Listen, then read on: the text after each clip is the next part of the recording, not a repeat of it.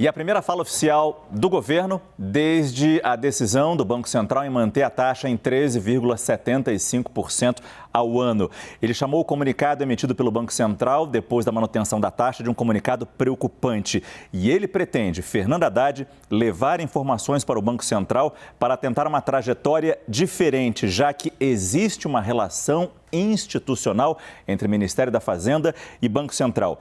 Porque, segundo Haddad, a taxa de juros no Brasil é a maior do mundo, muito acima da inflação. E olhando para os fundamentos da economia, o ministro da Fazenda não vê tendência de alta inflacionária.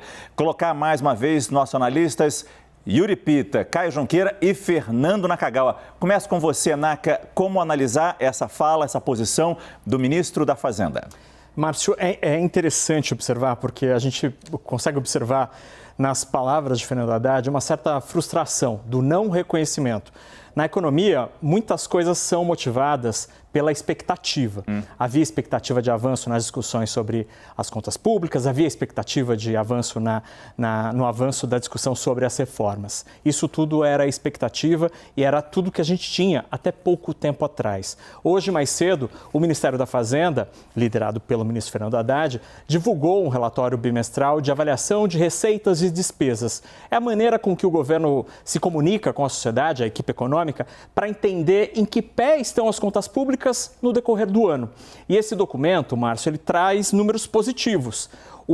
A arrecadação de impostos nos 2 primeiros meses do ano foi 110 bilhões de reais acima da expectativa do orçamento feito no governo passado, ainda na gestão de Jair Bolsonaro. E as despesas foram 10 bilhões de reais a menos do que a estimativa feita para janeiro e fevereiro, ainda no governo Jair Bolsonaro. Portanto, o déficit nas contas públicas está 120 bilhões de reais menor.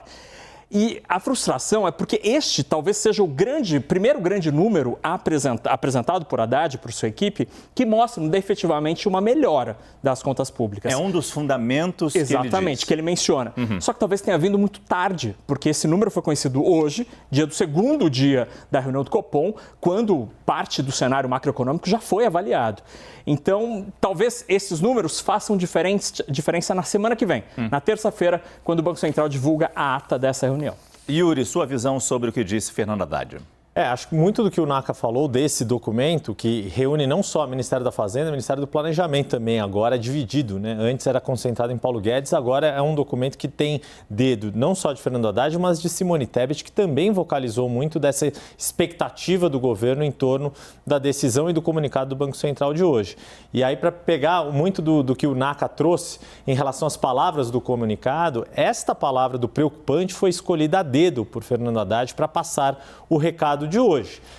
Foi a forma polida de fazer a crítica em relação ao conteúdo deste documento. Tanto que Fernando Haddad faz menção não só a não consideração desses fundamentos que ele vê, como, por exemplo, o resultado do primeiro bimestre, que o Naka estava explicando agora, que é uma prestação de contas em função, inclusive, da Lei de Responsabilidade Fiscal, mas ele aponta também que o comunicado do BC deixa em aberto uma eventual expectativa de aumento da taxa de juros, e isso causa bastante frustração na equipe econômica do governo federal. É impossível, né, Caio, não trazer mais uma vez uma certa rivalidade política dentro do governo. Ele foi perguntado se ele adiantaria os nomes indicados para o Banco Central, que já teriam sido escolhidos, como nós adiantamos aqui na CNN, numa apuração, inclusive feita pelo nosso diretor editorial em Brasília, Daniel Hittner. Ele falou simplesmente, não, eu indiquei 6 nomes, o presidente vai fazer essa escolha. Esses nomes já teriam sido escolhidos, mas seria mais um ponto de atrito entre Fernando Haddad e Rui Costa, certo? Já é mais um ponto de atrito. Vazaram 2 nomes, né? E a Fazenda e integrantes ali do Palácio do Planalto com que eu conversei também atribuem ao Rui Costa esse vazamento de 2 nomes, do Ronaldo Frois e também do Rodrigo Monteiro, que é um servidor do Banco Central. e o Roberto Frost seria o nome para a diretoria de política monetária, que é uma diretoria super importante, é um sujeito que trabalha no mercado. Aí você vê o entorno do Haddad, o próprio ministro, segundo me disseram, ficaram muito incomodados e atribuem esse vazamento ao Rui Costa e não confirmam que seriam esses os dois nomes escolhidos. Ele diz que irá viajar com a China, vai definir, apresentou 6 nomes e que não há nenhum nome definido ainda. Como o Copom acaba hoje, a semana que vem tem o comunicado, no dia 4 de abril, é importante a gente ter em mente que Roberto Campos Neto vai até o Senado Federal, a CAI, Comissão de Assuntos Econômicos, para ser sabatinado ali, ter uma conversa, né, com os senadores. Esse assunto vai se estender.